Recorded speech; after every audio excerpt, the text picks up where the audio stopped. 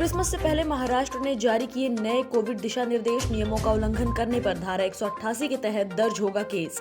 Christmas और नए साल के जश्न को लेकर महाराष्ट्र में पिंपरी चिंचवाड़ के नगर आयुक्त ने एक नया आदेश जारी किया है। इस आदेश में कहा गया है कि कोई भी व्यक्ति कोविड पर राज्य सरकार के दिशा निर्देशों का उल्लंघन करते हुए अगर पाया गया तो उस पर आईपीसी की धारा 188 के तहत मामला दर्ज होगा। 1897 के महामारी कानून के सेक्शन 3 में इस बात का जिक्र किया गया है। दिल्ली राजस्थान में शीतलहर के कम होने से मिलेगी राहत। देश के कई राज्यों में सर्दी ने लोगों को परेशान कर रखा है। मौसम विभाग के मुताबिक दिल्ली में आने वाले दिनों में बढ़ती ठंड से राहत मिल सकती है। आईएमडी ने अपने एक पूर्वानुमान में कहा कि भारत के अधिकांश हिस्सों में 5 जनवरी 2022 तक शीतलहर नहीं चलेगी।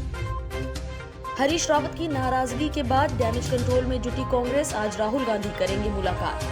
उत्तराखंड कांग्रेस के संकट को खत्म करने और नाराज हरीश रावत को मनाने के लिए कांग्रेस नेतृत्व सक्रिय हो गया है।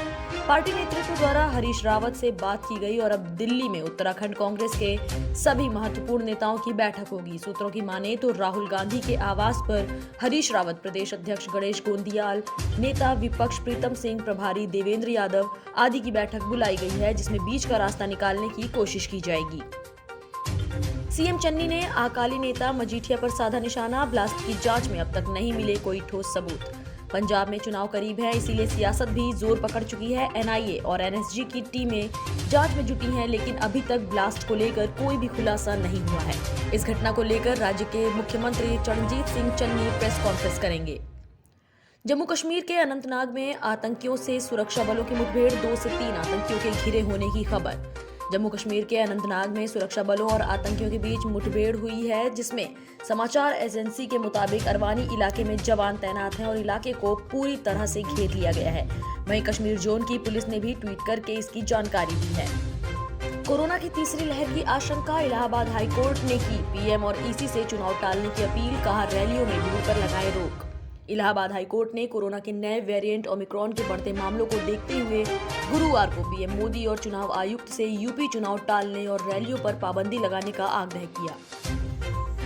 टीएमसी के वरिष्ठ नेता फरहाद हकीम होंगे कोलकाता के नए महापौर। अगले सप्ताह लेंगे शपथ। कोलकाता नगर निगम के नवनिर्वाचित पार्षदों ने गुरुवार को तृणमूल कांग्रेस के वरिष्ठ नेता फरहाद हकीम को अपना नेता चुन लिया और इसी के साथ ही उनके नगर का अगला महापौर बनने का रास्ता साफ हो गया है।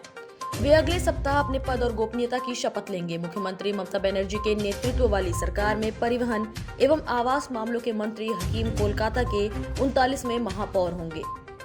कर्नाटक विधानसभा में विवादास्पद धर्मांतरण विरोधी विधेयक को मिली मंजूरी। कर्नाटक विधानसभा ने गुरुवार को हंगामे के बीच विवादास्पद धर्मांतरण विरोधी विधेयक को मंजूरी दे दी है। मुख्यमंत्री बसवराज बोम्मई ने कहा कि विधेयक संवैधानिक और कानूनी दोनों है और इसका मकसद धर्मांतरण की समस्या से छुटकारा पाना है। वहीं कांग्रेस ने विधेयक का भारी विरोध करते हुए कहा कि ये जन विरोधी, अमानवीय, संविधान विरोधी, गरीब विरोधी और कठोर है।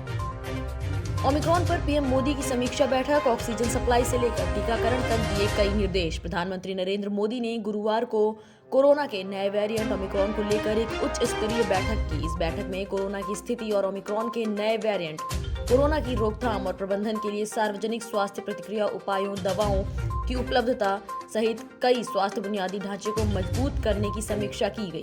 इस दौरान ऑक्सीजन सिलेंडर, वेंटिलेटर, पीएसए संयंत्र, आईसीयू, ऑक्सीजन बेड, मानव संसाधन, आईटी हस्तक्षेप और टीकाकरण की स्थिति की समीक्षा की गई। डीआरडीओ ने स्वदेशी मानव रहित हवाई लक्ष्य प्रणाली अभ्यास का किया सफल परीक्षण। रक्षा मंत्री ने दी बधाई। रक्षा अनुसंधान और विकास संगठन डीआरडीओ ने उड़ीसा के चांदीपुर तट पर से स्वदेशी रूप से विकसित उच्च गति वाले हवाई लक्ष्य भेदी अभ्यास का गुरुवार को सफलतापूर्वक उड़ान परीक्षण किया। डीआरडीओ के बयान में कहा गया है कि उड़ान परीक्षण के दौरान उच्च स्थिरता के साथ बहुत कम ऊंचाई पर उच्च सबसोनिक गति प्रक्षेपक का प्रदर्शन किया गया।